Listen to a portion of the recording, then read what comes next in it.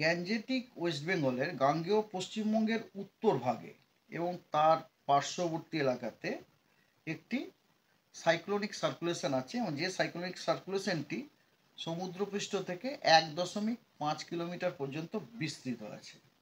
এইটি একটি আছে এবং একটি উত্তর দক্ষিণ বরাবর রান করছে এরকম একটা ট্রাফ লাইন আছে, যে ট্রাফটা ওই সাইক্লোনিক সার্কুলেশন থেকে আপনার সোজা যাচ্ছে আপনার নর্থ কোস্টাল অন্ধ্রপ্রদেশ পর্যন্ত যাচ্ছে এবং সেটা কিন্তু উড়িষ্যা হয়েও যাচ্ছে, বুঝতে পেরেছেন তো।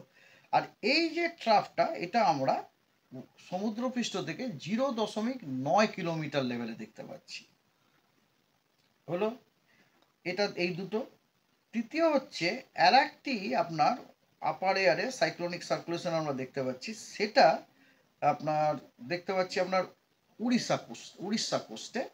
সেটি আপনার সমুদ্রপৃষ্ঠ থেকে 3.1 কিলোমিটার উপরে রয়েছে, জাস্ট একটা লেভেলেই আমরা দেখতে পাচ্ছি। এই সমস্ত যে সিনপটিক সিচুয়েশনগুলো আছে সেগুলো আমাদের উইন্ড প্যাটার্ন ফ্লো প্যাটার্নে কিছু ফেভারেবল সিচুয়েশন এনে দিচ্ছে, যার ফলে আমাদের জেলাগুলিতে, পশ্চিমবঙ্গের জেলাগুলিতে ময়েশ্চার ইনকারশন হওয়ার জন্য ফেভারেবল সিচুয়েশন এনে দিচ্ছে, যার জন্যে আমরা আগামী দিনগুলিতে আমরা বিভিন্ন জেলাতে মডারেট থান্ডারস্টর্ম পাওয়ার, মডারেট এবং কোথাও কোথাও সিভিয়ার, অবশ্য moderate to severe thunderstorm activity পাওয়ার যথেষ্ট সম্ভাবনা আছে পশ্চিমবঙ্গের বিভিন্ন জেলাতে। আজকে আপনাকে কোন কোন জেলাতে কমলা সতর্ক জারি করা হয়েছে সেটা আমি বলি।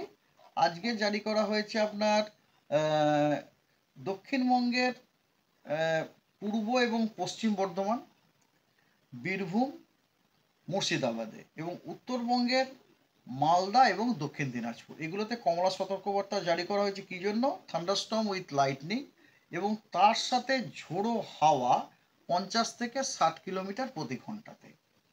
এছাড়া পশ্চিমবঙ্গের বাকি সমস্ত জেলাগুলোতে হলুদ সতর্কবার্তা জারি করা হয়েছে। গাস্টি উইন্ড কোথাও কোথাও 40 থেকে 50 কিলোমিটার প্রতি ঘন্টা এবং তার সাথে থান্ডারস্টর্ম উইথ লাইটনিংয়ের জন্য, এবং কোথাও কোথাও অবশ্য 30 থেকে 40 কিলোমিটার। টেম্পারেচার আপনাকে আমি বলছি। টেম্পারেচার প্রথম কথা টেম্পারেচার আপনার খুব একটা বাড়ার সম্ভাবনা নেই। যেমন যে আমি যদি দক্ষিণবঙ্গের নিই, প্রথমে দক্ষিণবঙ্গের জেলাগুলির কথা, দক্ষিণবঙ্গের জেলাগুলিতে প্রথম 4 দিনে কোনো বড়সড় পরিবর্তনের কোনো সম্ভাবনা নেই প্রথম 4 দিনে, কিন্তু তারপরে কিন্তু ধীরে ধীরে টেম্পারেচার আপনার 3 থেকে 5 ডিগ্রি বাড়ার সম্ভাবনা রয়েছে এবং চিত্রটা মোটামুটি একই রকম আমাদের উত্তরবঙ্গের ক্ষেত্রেও, খালি ম্যাগনিচিউডটা একটুখানি হেরফের করছে। যেমন ধরুন প্রথম দিকে আপনার প্রথম 4 দিনে নো লার্জ চেঞ্জ, ঠিক আছে, এবং তারপরে কিন্তু 3 থেকে 5 ডিগ্রি তারপরে 3 দিনে বাড়ার সম্ভাবনা রয়েছে।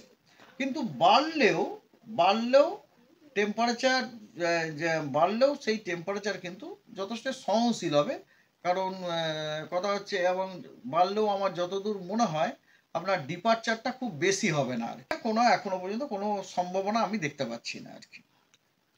প্রথম কথা, আমাদের ডিপার্টমেন্টে যে প্রতি সপ্তাহে যে আপনার একটা সপ্তাহ ফোরকাস্ট দেয় আপনার প্রতি সপ্তাহে, সেই সপ্তাহের ফোরকাস্ট অনুযায়ী 8 তারিখ পর্যন্ত পশ্চিমবঙ্গের জেলাগুলিতে ম্যাক্সিমাম টেম্পারেচার তার স্বাভাবিকের থেকে কম থাকারই সম্ভাবনা আছে।